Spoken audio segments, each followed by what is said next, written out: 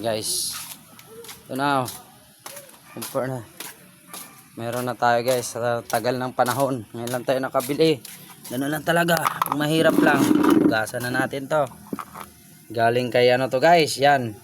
Mag-comments lang kayo kung gusto niyo ng ganito guys. Sariwa pa. Ito yung luma natin, oh. Luma. Ito yung bago. Diba? It's gonggong na. Yan. Akalas, lintik ang tagas. Oh. Sasabay na natin yung ating o-ring. Sana ito yung ating o-ring. Ito na. May grasa tayo. In case kailangan. Ano lang naman to papalit tayo. Dito na yung puller natin. Mahalaga talaga may puller kayo guys. Para hindi nyo kailangan pukpukin ang inyong magneto. Baka masira. Ay, yan lang mga guys. Ang tabayanan. Try natin mag video ng mahaba. Grabe dumi. Oh, Boss RC oh. Oh, shout out ka.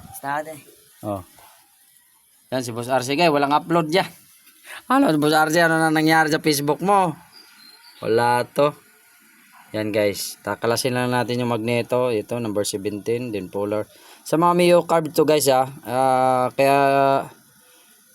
pero magbibigay pa rin tayo ng mga tips doon sa mga lahat ng mga scooters halos. Kasi ito pinaka isa sa issue ng mga scooter.